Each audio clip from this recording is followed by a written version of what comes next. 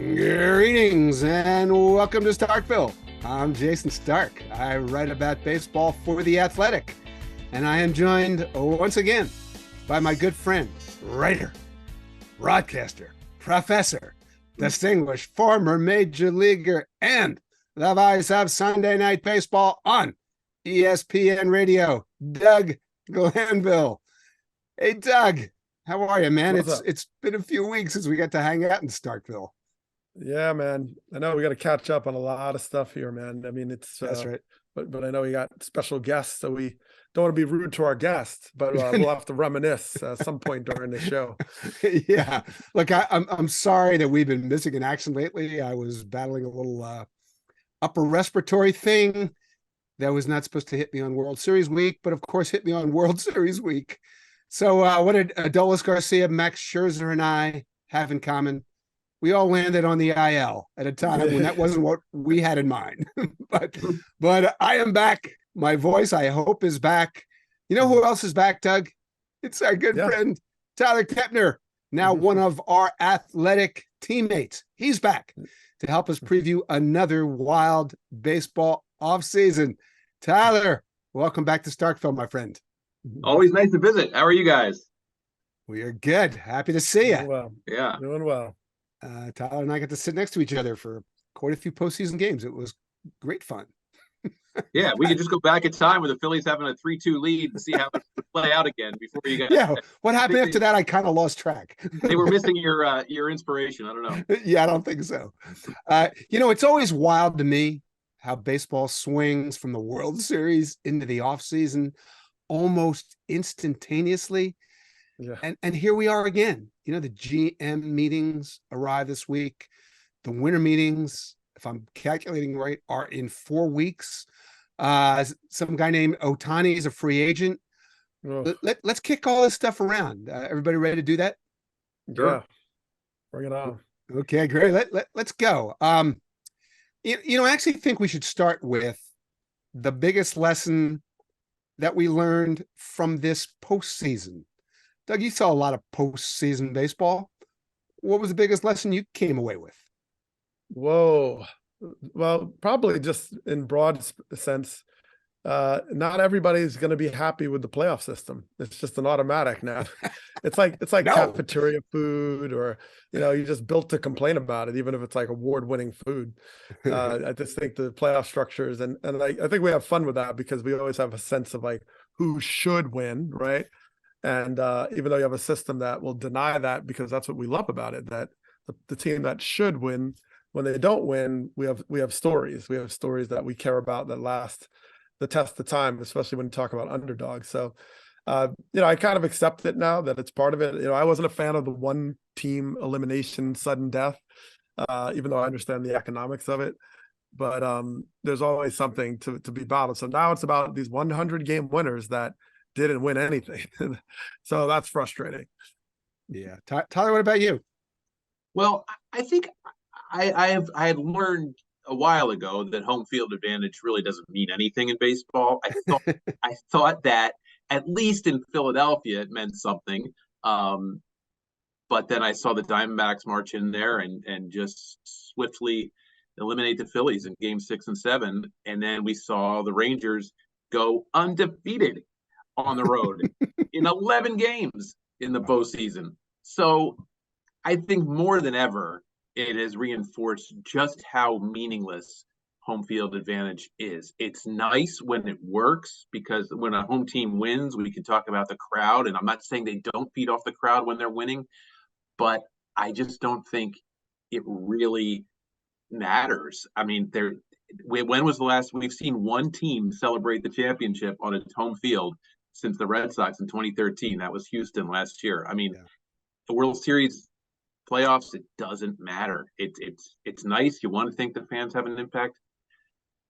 History shows that it's not, and never more so than this year when the Astros lost that LCS. They lost all the home games, same as the 2019 World Series. So no home field advantage, utterly meaningless.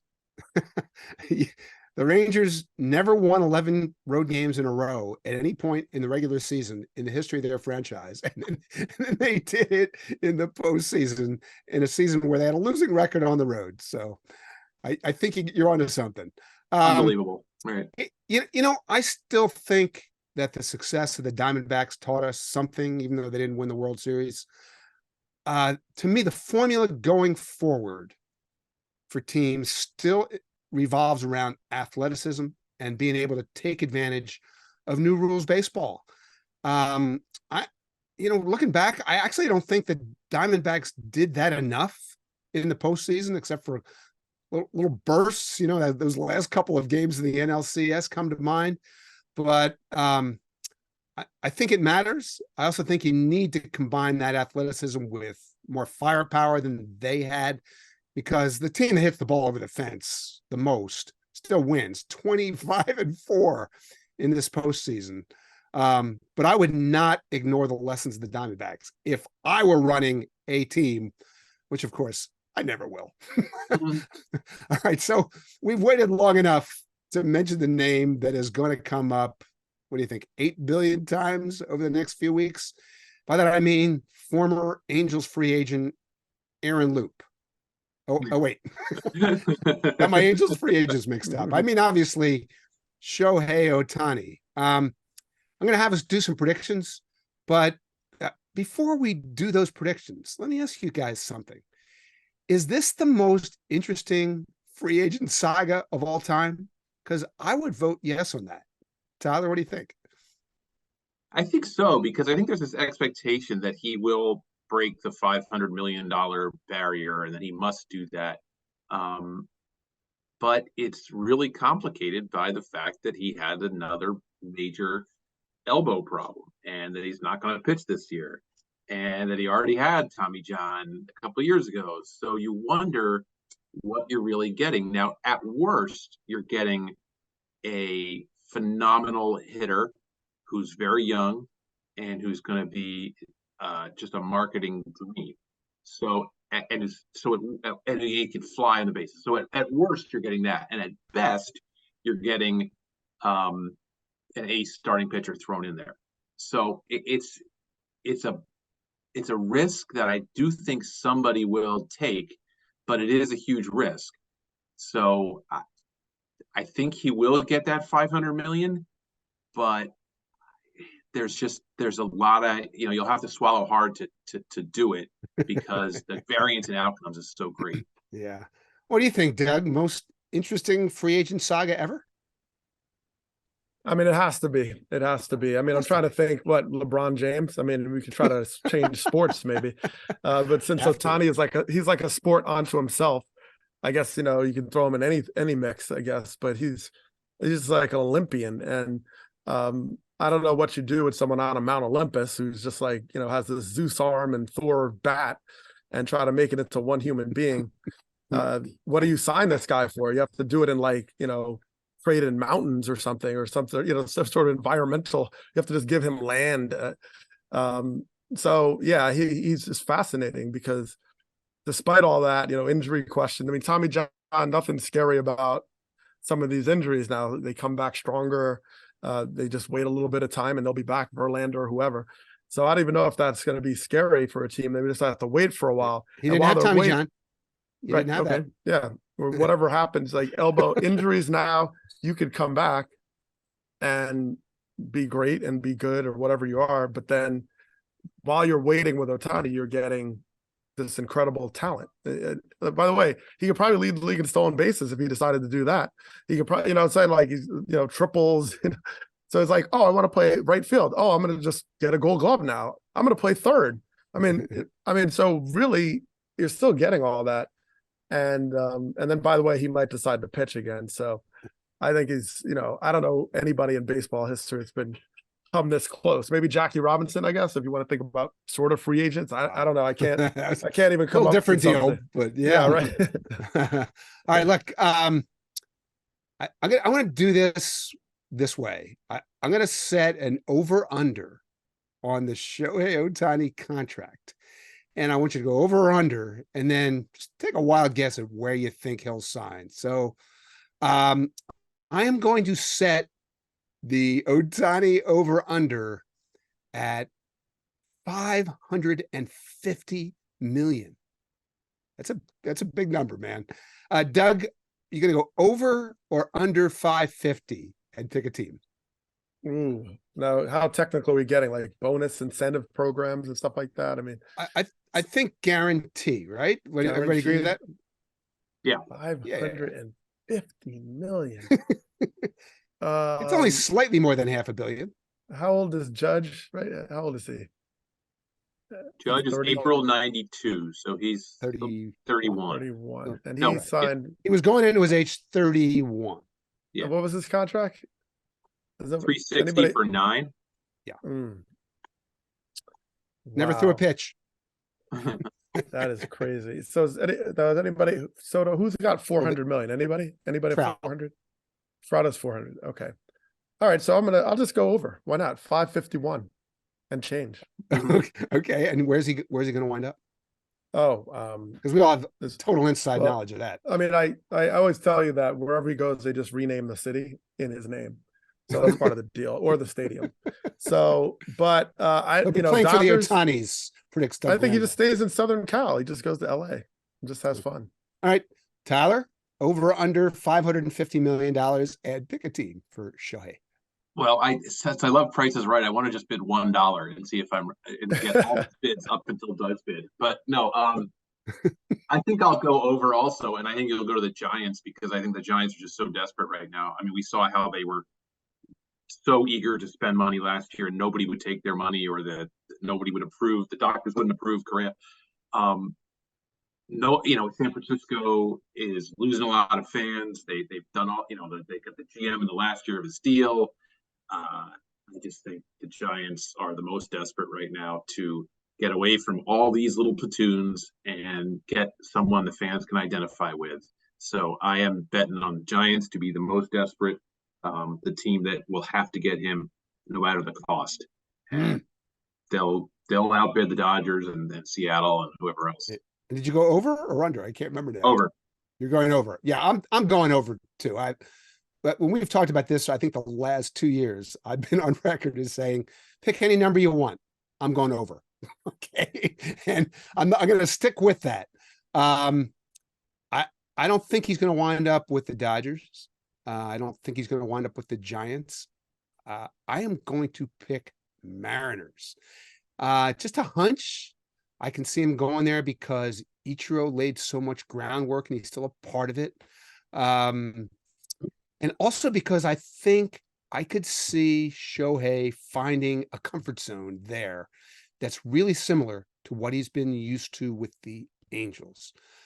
Dodgers, Giants, it just comes with too much attention for this guy. Too many paparazzi, too many demands on his time. Maybe I'm wrong. I'm always wrong, but I think that's a big thing for him. So we've got Dodgers, Giants, Mariners. Write that down, Tim, because we'll be wrong.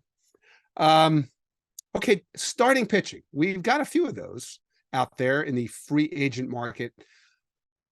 Let's do this. Who is the best free agent starting pitching bet? I'll throw out some names. There are obviously more. Aaron Nola, Jordan Montgomery, Sonny Gray, Blake Snell, Marcus Stroman, Michael Waka, Yoshinobu Yamamoto.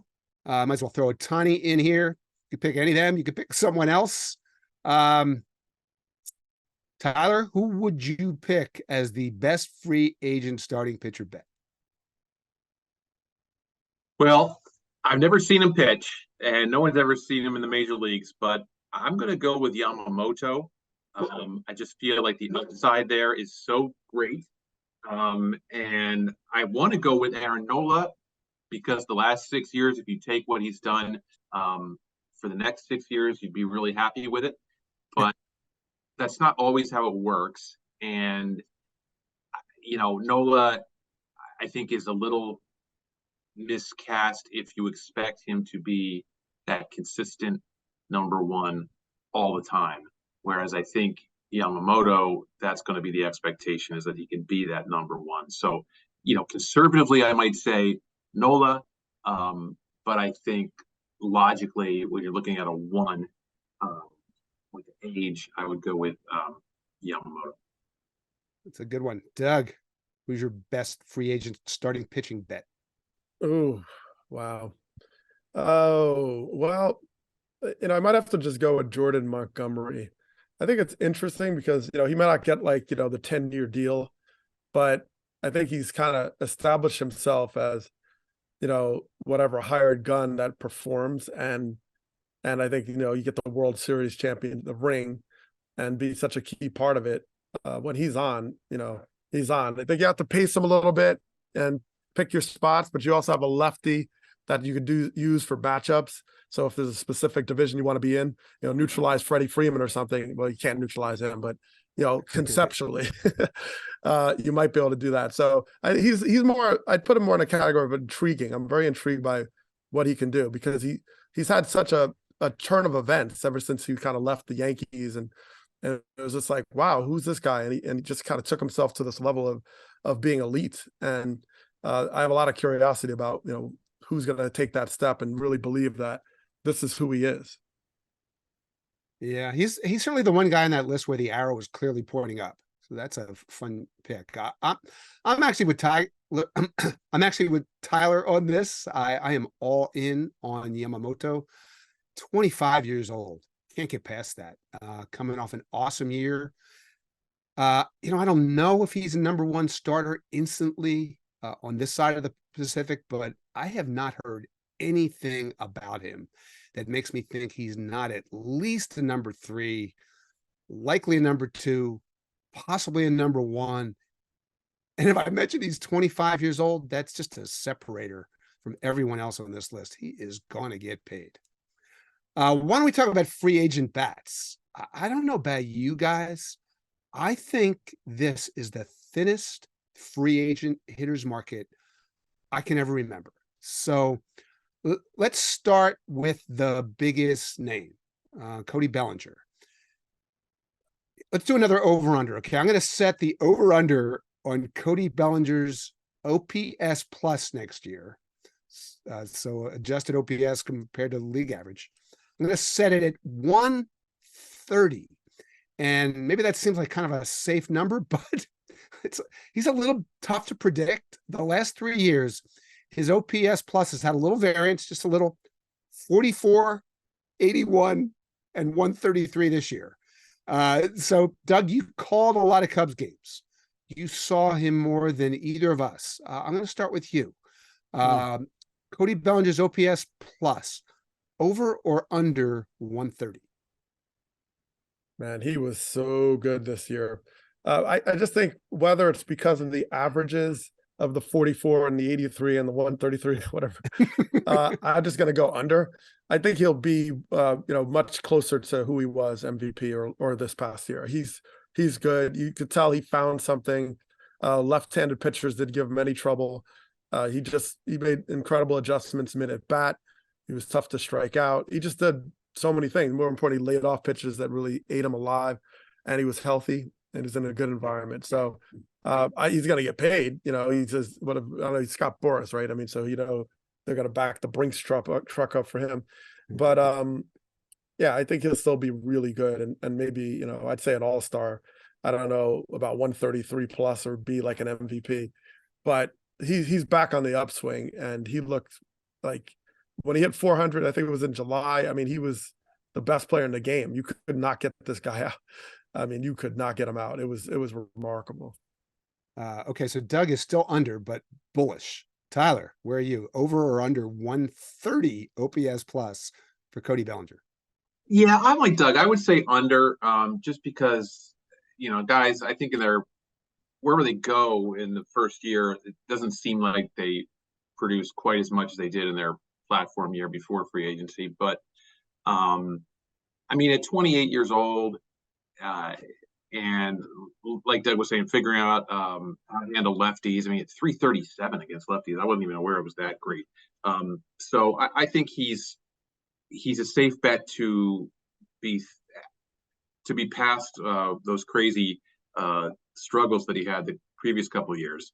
But to count on another like 130 OPS plus, I'll take the under on that. But I do think he'll be he'll have a good year, and he'll certainly benefit, as you say, Jason, from the lack of hitters in this market and the Boris factor. Yeah, if we did the over-under based on dollars, he'd be fine. But I'm actually going to take the under 2. I don't think Cody Bellinger is a safe bet to do anything at this point. He's actually only beaten 130 in one other year in the last 6 seasons. That was the MVP year in 2019, obviously. And when I look at him, it's a high maintenance swing. I'm just not sure from year to year whether the changes he makes in one year he can maintain going forward, because I've seen all the fluctuation. I saw it in LA. I mean, the Dodgers were their team. They think they can fix anybody. They couldn't fix him. The Cubs did get him fixed, but I'm just not ready to bet on him.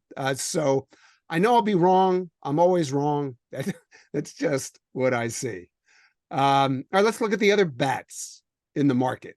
This is a really tough one.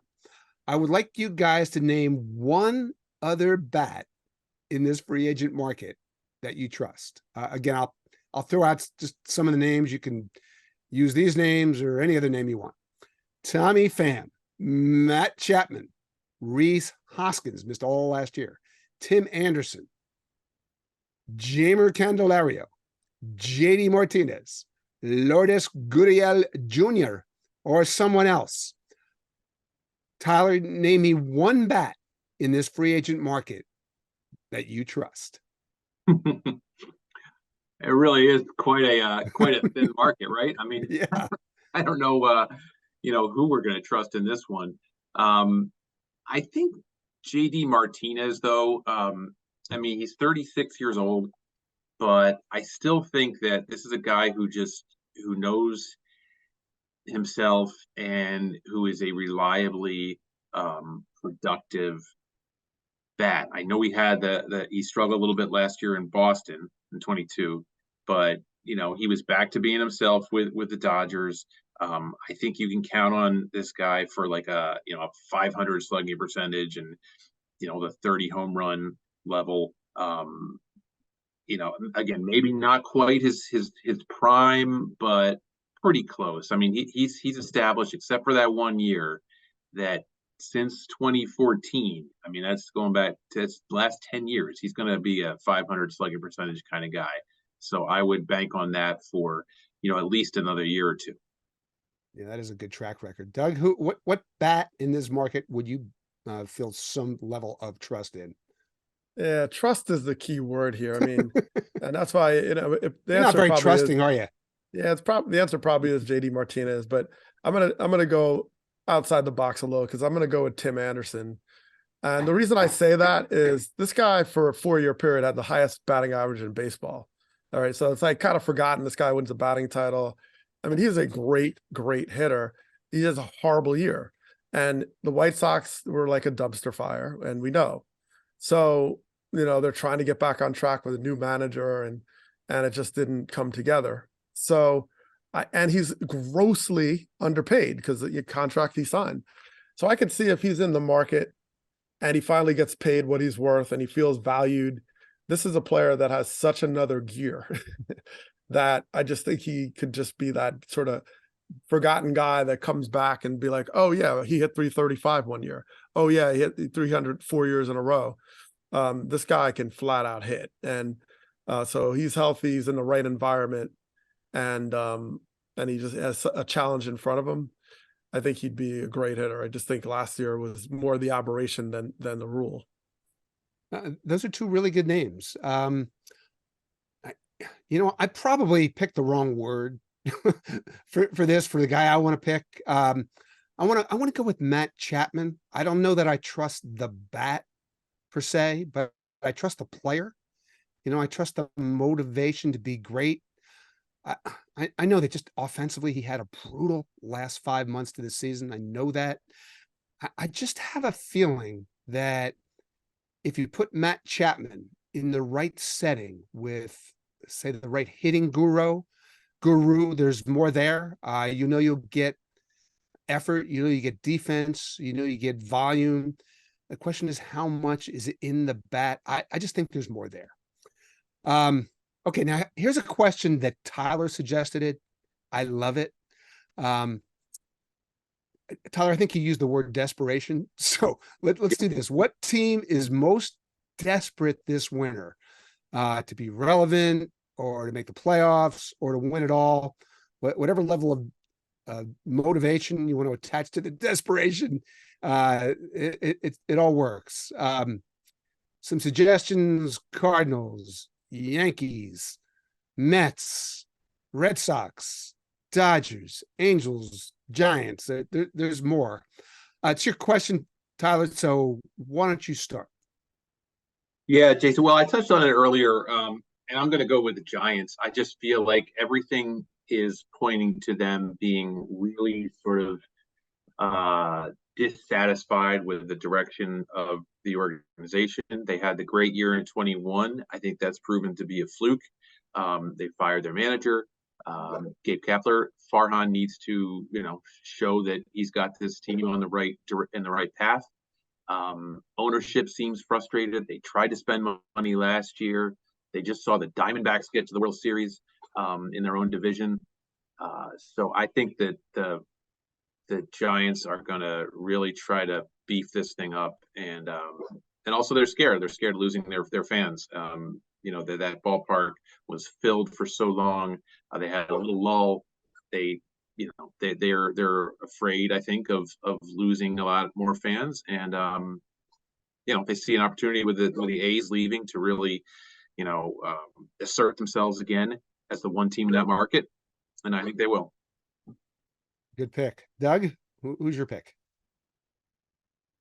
Whoa, I have to go with the New York Yankees. I mean, aren't they always desperate? Aren't they always in the state of mind of like the world is imploding if we're not winning something, and they have not done it. They've been pretty disciplined, though. Brian Cashman's he's been very disciplined in free agency. Well, discipline is one thing. I mean, but I just think the immediacy. I mean, that was the question, right? Like, desperate this winter to be relevant, make the playoffs. I mean, they've not been translated into signings, but I just think they have to win. This is the New York Yankees, and by the way, the division was like upside down. I think like the whole, I think they felt like they were on another planet. Like, wait a minute, what? Boston and Baltimore, and who are these guys, right? So I just think they are out of their minds right now, and trying to. And look, Aaron Judge, you signed the guy, like, and everybody's hurt, and they need to win with this man. Like, they built the whole, what did they pay him? Like the George Washington Bridge. They paid Aaron Judge, and so I just think they're feeling it. Yeah, I'm not saying they're going to be reckless, but they are always desperate to win. Okay, I mean, it's hard to argue. I think the answer is the Cardinals. It still boggles my mind that the Cardinals finished last. First time since 1990. Only the second time since 1918, if I'm right. And that is not gonna fly there. I feel like they'll have money to spend. They've got a free agent market that lines up with what they need, which is starting pitching. They have outfield bats to trade for more pitching. When I think about the teams that you guys picked, I get it. I just don't know that the market lines up with what they're looking for in terms of the motivation, the desperation, and the market. I don't think there's a team more motivated to win the winner than the Cardinals. But we've been kind of dancing around the Dodgers in a bunch of these topics. Let's do another one of those over-unders, okay? Over-under on how much money the Dodgers guarantee in free agency. And I'm going to set the number at $550 million. I know that's quite a coincidence. That's also my Ohtani over-under. Maybe it's not a coincidence, but Doug, what do you think? 550 over Ooh. or under for the Dodgers? Who do they need? They don't need anybody. I mean, Well, they they have all right. what? Yeah, they have no. They're- They have almost no starting pitching, right? They have a No. Hall of Fame pitching staff on the shelf. I mean, that's the Well, problem, yeah, the right? I shelf isn't mean, going. The shelf is kind of irrelevant. well, are they coming It's very back? much more Walker helpful when they Buehler, go to the mound. Arias, Gonsolin, Arias. Do they need Urias, anybody? no way of knowing what Rios happens with gone. Urias. Gonsolin, It- TJ, he's gone. Kershaw's gone for for half the season at least. That's right. okay, I mean, Walker Buehler. Buehler's coming They back. have at some point. Bueller. They'll have Bueller Walker back. Buehler. Is that the only guy left? Trevor They've got Bauer. Miller. I mean, there's a lot of problems there. Yeah. That's right. Yeah, let's think about all the guys that were not healthy or available for them. I mean, what a staff. That's like one of the great staffs. It's just like a disaster. It's a tragedy. Yeah, pitching. I mean, but we just mentioned like who they're gonna get. Aaron Nola, 550 million, right? So over and like what's their shortstop situation? I like Rojas It's is really murky. good. Murky, right field, outfield. 550 though. All right, I'm gonna still say under. I'm just say under. I'm just Okay. gonna throw it out there. At right. 533, but not 550. Okay, so Doug is an under. Tyler, over or under 550 million for the Dodgers? I think if they don't get Ohtani, then it'll be under. And I'm already saying that they're not going to get him. But they have so many needs in that pitching that I think it'll be close. I mean, I'll take the under, but that's not to imply that they won't be spending. I think they and the Cardinals are going to be really, one of those teams is going to make Aaron Nola and Blake Snell really rich. Mm-hmm. Yeah, you're thinking just like Montgomery. Yeah, I would go under also. I've also predicted they're not going to sign Ohtani. I feel like Andrew Friedman's MO on non-iconic type players is keep the term short, even if the AAV is big. So if there's no Ohtani, and we're both guessing no, I'm going under. There will be some big names traded this winter. Pretty confident of that.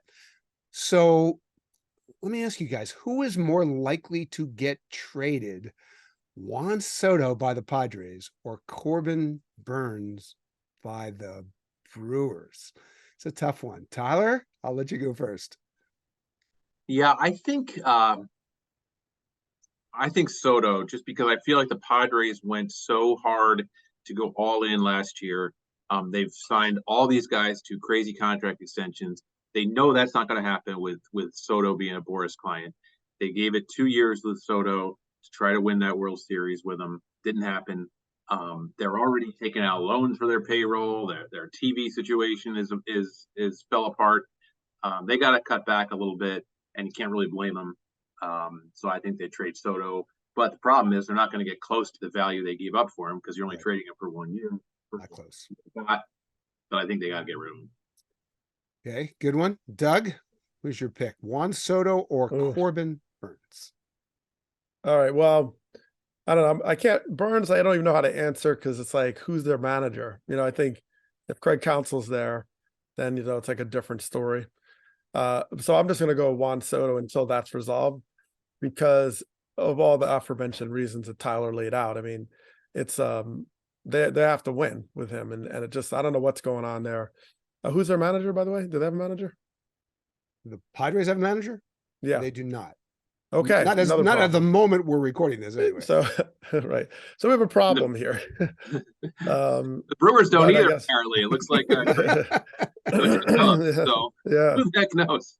Oh my goodness! See, all right. So very fascinating question because of those reasons. We don't know who their managers will be.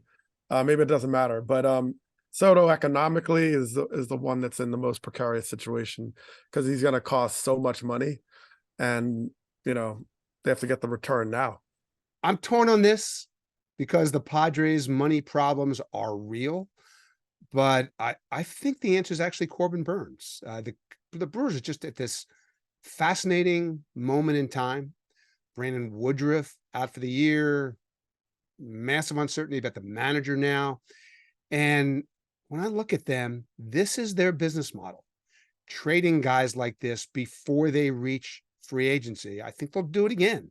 So I am going to vote Corbin Burnes here And I think we'll all be right. I think they'll both get traded. Okay, here's one more. What team will be next year's Diamondbacks? And I'm going to define that this way. Had a losing record this year, and then next year we'll win at least one round in the postseason. I'll throw out a few: Pirates, Guardians, Tigers, but I could use a ruling from you guys. I mean, should the Mets, the Red Sox, the Giants, the Angels, should they even count here? Or they wouldn't be very Diamondbacks like. What do you think on that, Doug? Yeah, I don't want to. Yeah, I mean, the Mets seem to blow up this question a little bit. Like, Yeah, you have just $700 million if you payroll. can just Oh throw my goodness, money at it, surprise. then you're not the Diamondbacks, are you? Yeah, I don't know. So Yeah, we need I'm some gonna sort of let's criteria. eliminate all those. Let's just confine it to like Pirates, Guardians, Tigers. The Reds finished slightly over 500, but I would allow somebody to pick the Reds if they want. Yeah, I think we can back into it. Like, we give our answer and then we can decide if it's a legitimate answer. We make up our own rules here. That's what Starkville's all about. Let's let Tyler start with this one. Well, I mean, the Pirates started off so well last year, and it turned out to be an aberration. But I do think they've got some good things going on there, and they're heading in the right direction. They've got a couple guys signed for the long term in Hayes and Reynolds, so they have some solid building blocks. Sawinski had a nice season. They've got a lot of promise. It's hard to rely on them, but I'll go Pirates. I feel like, if a couple of their pitchers take a step forward and they maybe spend a little bit of money and get somebody, they could. Is that going to happen? And also they have that athleticism that we talked about with with Arizona. Maybe O'Neal Cruz comes back and he fulfills his potential, and who knows? But I'll say Pittsburgh. That's a good one. Doug? Oh yeah, I realize well, if I can use the Cincinnati Reds, I would definitely use Sure, them. I'll allow it. They don't quite if fit, you but allow they didn't that, make the playoffs, so I'll allow it. I mean, yeah, because my goodness, what do we say of this young team with De La Cruz and everybody under the sun? I mean, they're so young and they're fun. They run. Is that a rhyme? Young, fun, run. It's close enough. Anyway, the Reds are just they're just a dynamic team, and I love their young pitching. It's sort of like they kind of ran out of steam, but I felt like they could just kind of get all right. They got that season under their belt. Hunter Green, all these cats. Abbott, they just have a lot of really good, talented players on both sides of the ball, so to speak. And I saw them in a 4-game series. I think it was Wrigley. I think they swept them, but I was like, wow, this team is pretty good. And so it's just a matter of sustaining it. And if they do something in free agent, like Joey Votto is moving on, or maybe he comes back, I don't know, whatever. But I think if they just get kind of like an anchor guy, it's like, okay, this is the experienced guy that kind of set the tone. Maybe get a Tommy Pham in there or something like that. They've been there, done that. Yeah, they've been there, done that. It's true. But anyway, that could be fun. So yeah, I'm going to go with Cincinnati Reds. I mean, what they need is established starting pitching, but it's hard not to like the talent around the field. But I'm actually going to take the Guardians. They're another team I think built for new rules baseball. They'll have enough pitching to win that division. I'm fascinated by how they'll reshape the roster. Be really interesting to see how Stephen Vogt does as the manager, but they're never down for very long. I feel like when you're looking at making these predictions, if you predict the Guardians playing in that AL Central, you're never going to look too bad. All right, we're at the end now. So finally, I want you guys to throw out one more prediction, sure to go wrong. Here we go. The winner of next year's World Series will be blank. Doug, fill in that blank. It's never too soon to make this prediction, is it? Oh, yeah. It's well, that's good. You could always change your mind and then say, oh, well, that guy got hurt, so I can cancel out. All right. Well, I'm gonna just look at my old trusty standings because I hadn't thought about this too much. World champions. We don't even have all the managers. Okay, that's fine. Let's say, I'm just going through the list here. And when someone pops up at me, I'm just going to jump on it. Do you want me to have Tyler pick and then we'll come back to you? You want to do You that? can come back if you want. I'm Yeah, pretty sure. close though. Tyler, All why right, don't you you can come pick? back. Who's going to win the World Series next year? Well, since it's sure to be wrong anyway, Yeah. the Seattle Mariners finished 2 games behind those Texas Rangers, and the Texas Rangers won the whole darn thing. Mariners have that young pitching, that sort of prime age kind of arms that I think could do some damage. In October, I didn't trust them to hit enough last year, and they didn't. They proved me right about that. So I think that maybe some of their young guys, Kellenick, somebody will take some strides, and Jerry DiPoto will work his magic and get a couple bats in there. And why not Seattle? We saw one team that's never won it this year. Maybe we'll find another team that's never won it next year out west with the Mariners. Yeah, I like that pick. Doug, come up with somebody yet?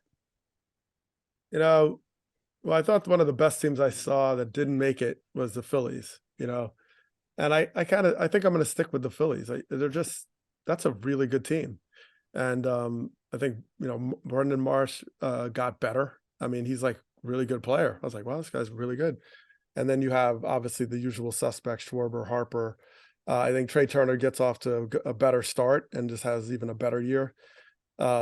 Castellanos, I mean, even Rojas in center. I don't know. There's just a lot of really good players on that team. And by the way, they had like 6 starting pitchers plus an incredible bullpen. I mean, what's the difference? They were just, a breath away from the World Series. And I think Rob Thompson is really one of the better managers in the game. I mean, he's just really, that's the X factor. So why not? I'm going to say the Phillies run the table. That'll make you popular in Philadelphia, unlike me, because I'm thinking like Tyler here. I am going to take the Mariners. Shohei Ohtani, Seattle Mariners, I think will win the World Series. Write it down. I know they're now doomed because I just picked them, but that's my pick. They got to win it one of these centuries, don't you think? I think. So Yep. have we solved the offseason yet? I feel like we did. Yeah, we figured it all out. See you in spring training. I think we got it all figured out. Right. Just, take a few months off, Tyler. Then we'll reconvene and talk about just how right we were about this. Listen, always great to have Tyler Kepner stop by Starkville. You can come out and hang with us anytime, my friend. That's why I invest in property, invest in real estate in Starkville. It's only going up and up, and I can visit whenever I want. That's a good plan. It really is. All right, it's that time again. It is time for listener trivia, our way of involving you, our favorite listeners in this show. Doug, it's now November. That means the pressure is on to keep our cool streak alive of getting at least one trivia question right in every calendar month. We've never done this, right? So we've only got 2 months to go.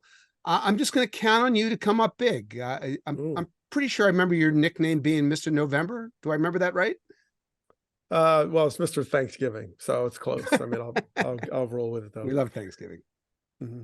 Okay, well, I think we have a shot this week, even though our special trivia guest star is a man who's been a long-time trivia nemesis of ours. So let's bring him back. It's our friend Jimmy Hawkins. Jimmy, welcome back to Starkville. Thanks for having me.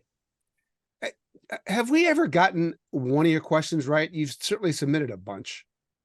No, I think you guys are 0 for 6. So maybe this will be lucky number 7. God, yeah. We're 0 for 6. That's we got to move the runner. It might be productive. It might be productive outs though. We might have learned something from it, and then it led to the correct answer of 12 other trivia questions. So don't forget, there's such thing as productive outs in this case.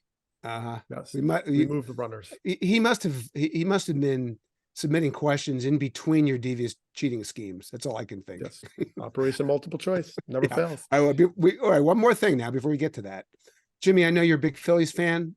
We should probably check on you on how you enjoyed that D-backs Rangers World Series. One of your favorites?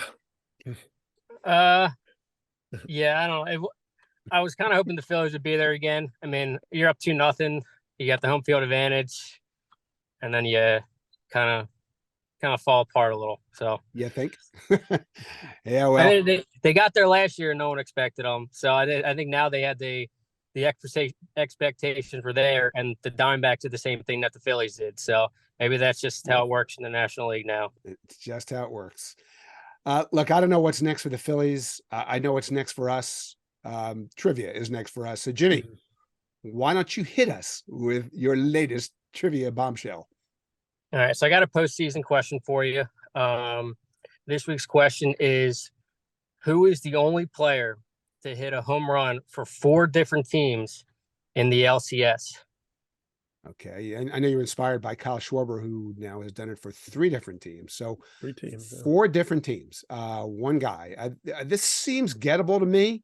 The only bad news, Doug, is does not allow you to employ your latest devious cheating scheme, Operation Multiple Choice. You're okay with that, right? You're going to be able to make it through the segment? Yeah, the OMC. I just call it OMC for short. It doesn't really fit because then you'd have to have 2 guesses for 1.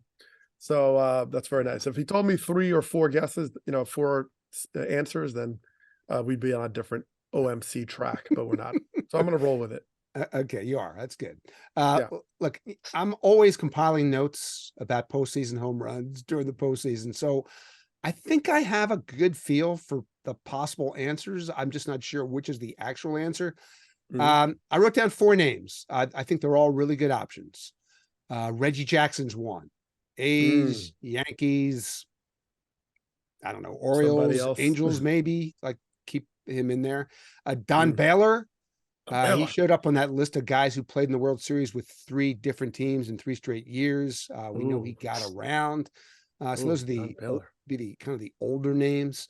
My other 2 names are Gary Sheffield, just because he played for everybody, and David Justice, who he hit a lot of postseason home runs, played in October for a bunch of teams, Braves, Yankees, Indians, right? A's.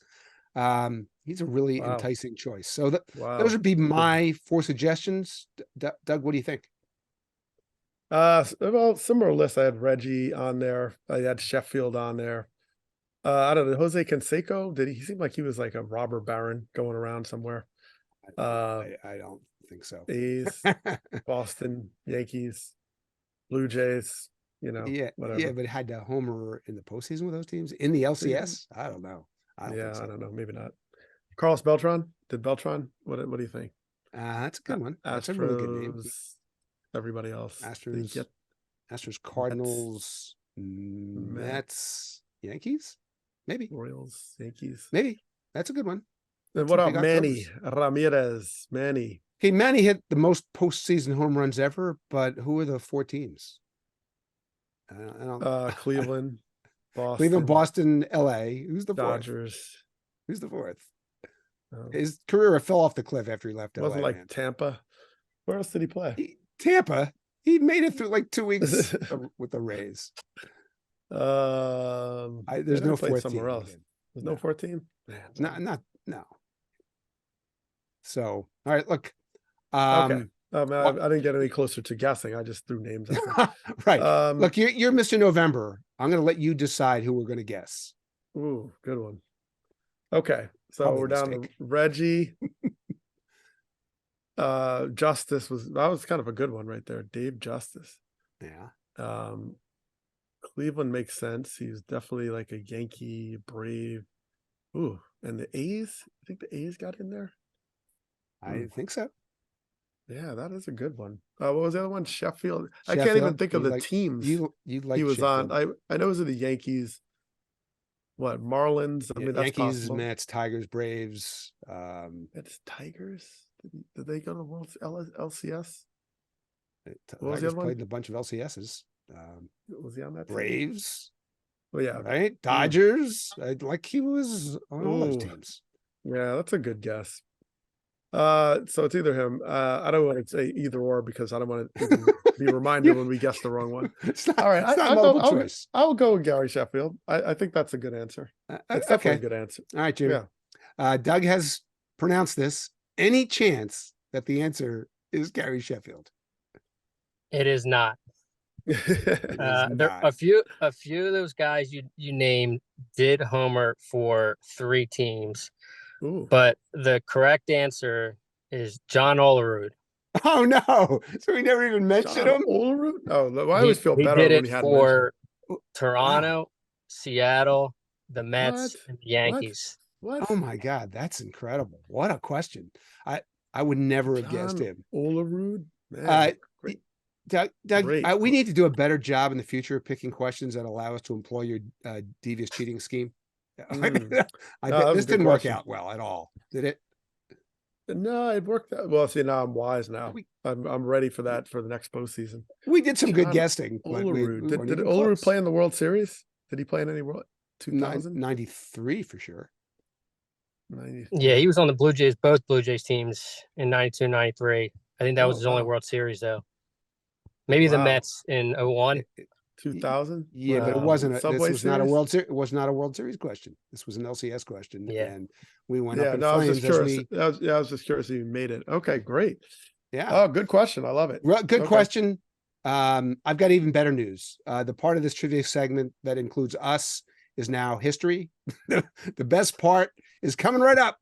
That's the part where we bring in the mayor of Starkville, Tim McMaster, to play another fabulous play-by-play clip involving this week's answer. So, Tim, what epic John Olerud highlight have you got for us? We have a home run from an LCS. We're going to go back to actually 99, and the Mets did not win. They actually lost to the Braves that year. Was that? But John Olerud did his best to single-handedly pull them back into that series. They were down 3-0. Olerud homered in Game 4 to get them on track, and then came back for this in Game 5. And the 2-1 pitch is hit high and deep to right center field. Jordan back to the track. Gone!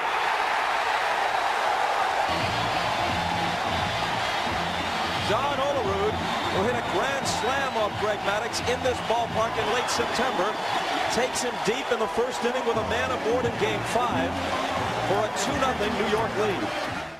So they won games 4 and 5, but yes, then lost in 6. I covered that series. Chipper Jones got him in Game 6 back in Atlanta, but it got interesting. And did you notice how that Shea Stadium PA system just blared into action? one of the things that is just unforgettable about being in Shea is how loud it could get. That PA system was nuts. So you could hear it on the moon. Jimmy, another great question, man. Yeah, great question. Even though we get all these wrong, I appreciate that you're always there for us. Please stop back and visit us again in Starkville soon. Okay. Yeah, maybe next time I'll give you one with multiple answers, so you can use your cheating.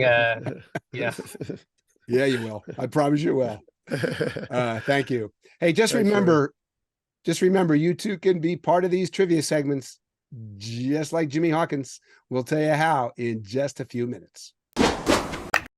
Well, Doug, it saddens me to say this, but this is the final strange but true segment of the season. We've had so much fun with this. Love this segment, but we need baseball games to make the segment happen. And we have no more baseball games for 4 months. So here's my advice. Everyone needs to savor this final strange but true segment. Am I right, Doug? We have to save it. And fitting that Halloween has just passed us. So extra strange with a little strange on the side. That's the best kind of strange. Let's go back to the World Series, because the manager who won the World Series was right up our alley. Okay. Bruce Bochy won it 3 times in San Francisco. And then last Wednesday night, guess who won again? And one thing about Bruce Bochy, when he wins the World Series, he knows just what to say to those guys he won it with. Let's listen. I tell you what, I've seen some things, but what you guys did to do this is truly incredible, man. I'm just honored to ride with you to win 11 straight road wins to do this. You guys inspired me. You guys just wrote history in Texas. Yes. Congrats, world champions. You can hear those champagne corks popping. It was tremendous. You don't hear that much. Yep. Yeah. All right. So Doug, Bruce Bochy won his 4th World Series, and that's something only 5 other managers in history have ever done. Mm-hmm. That is not the strange but true thing that he did that got him into this segment. The strange but true thing that he did was, are you ready? He I'm finally ready. won a World Series in an odd year. Texas. All right. Yeah. You know, I kept waiting for someone else to notice that it was an odd year, 2023. Nobody did except for me. One of my friends actually cued me into this, but I got a whole weird and wild lead out of it the other day. So that was cool. Feel free to read that column. It was a lot of fun. Some hilarious quotes from Jeremy Affeldt on the whole even odd thing. But what we should do is review why this was so epic. Doug, I'm going to give you like a little mini quiz here. Mm-hmm. The World Series that manager Bochy won in San Francisco. He won them in 2010, 2012, and 2014. Mm-hmm. So what do those years all have in common, Doug Glanville? Let's see. They end in a number that is either 0, 2, 4, 6, or 8. So you're going right? to go with even years, right? Yes.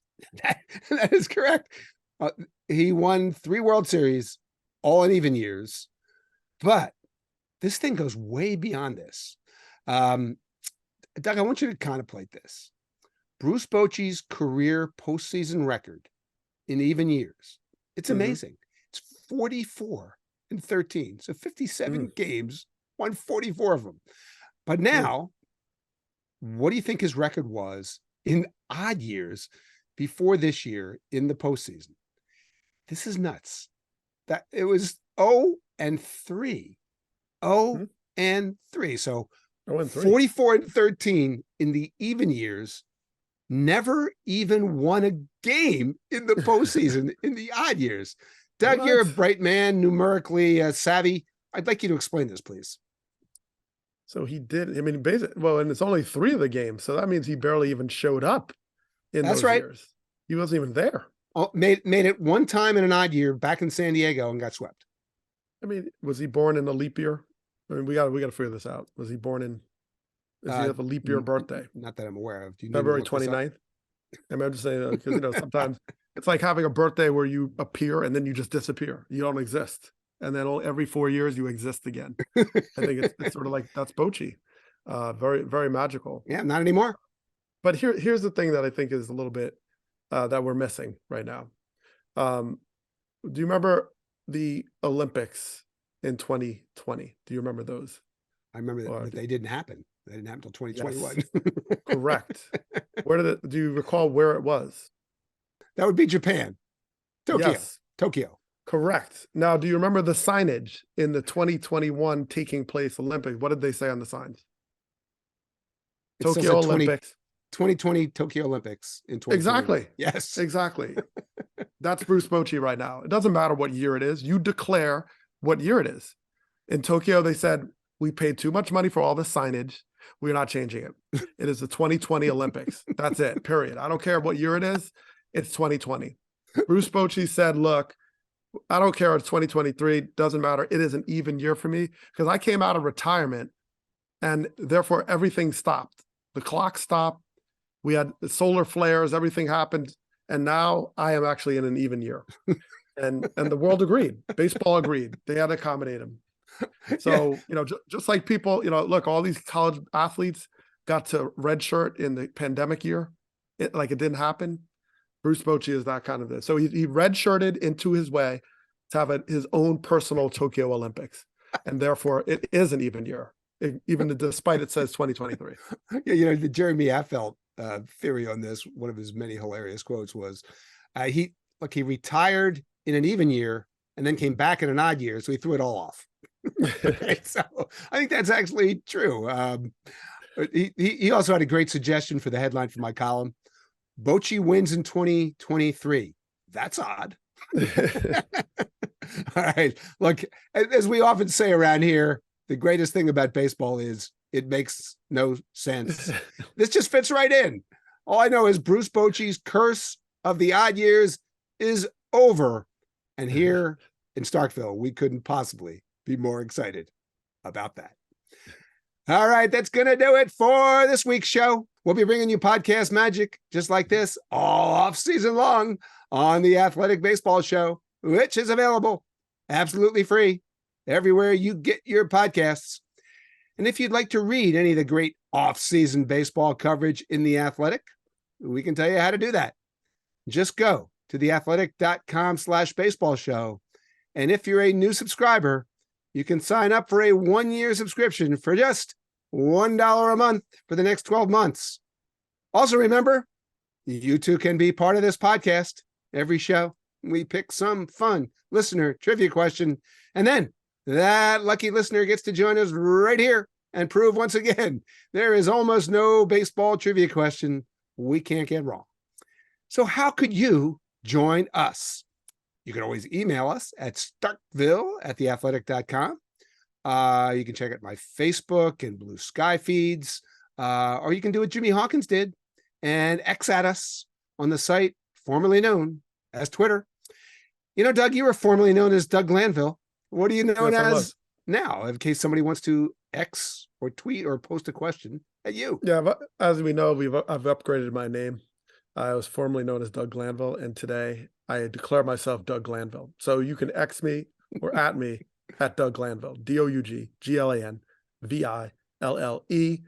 and you can put X or whatever you want in there. It will get to me somehow through the ether. Yeah, that seems like it would work well. I'm still at Jayson ST. That's JAYSONST. Don't forget to hashtag those questions. Hashtag StarkvilleQS. So, Doug, thanks for playing. Thanks to Tyler Kepner for visiting us. Thanks to Jimmy Hawkins for stumping us with yet one more trivia question. We're 0-7. And thanks to the mayor of Starkville, Tim McMaster, for producing us and putting up with us. Doug and I will see you soon. Starkville. Starkville.